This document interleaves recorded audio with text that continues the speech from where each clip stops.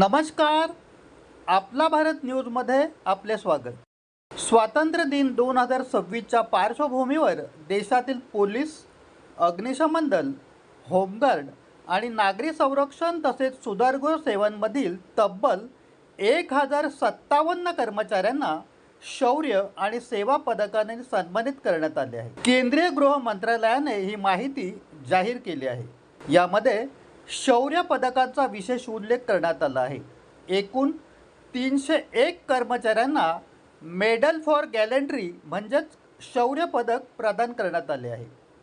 यापैकी 272 पोलीस कर्मचारी तर 29 अग्निशमन दलातील कर्मचाऱ्यांचा समावेश आहे.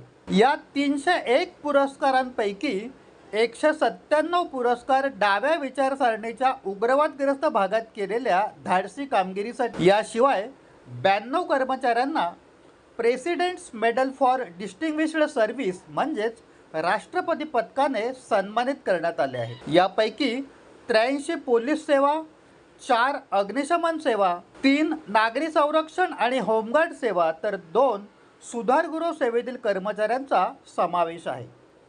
तर 664 कर्मचाऱ्यांना मेडल फॉर मेरिटोरियम सर्व्हिस म्हणजेच गुणवत्तापूर्ण सेवेसाठी पदक देण्यात आले आहे. यामध्ये 606 पोलीस सेवा, 28 अग्निशमन सेवा, 18 नागरी संरक्षण आणि होमगार्ड सेवा तर 12 सुधारगृह सेवेतील कर्मचाऱ्यांचा समावेश आहे.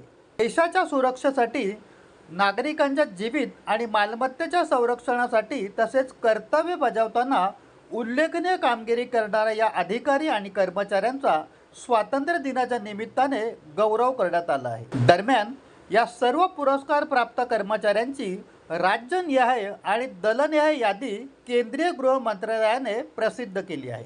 स्वातंत्र्य दिनाच्या निमित्ताने देश सेवेसाठी योगदान देणाऱ्या या सर्व शूर आणि कर्तव्यदक्ष कर्मचाऱ्यांचे मनपूर्वक अभिनंदन. पाहत रहा भारताचा बुलंद आवाज, आपला भारत न्यूज.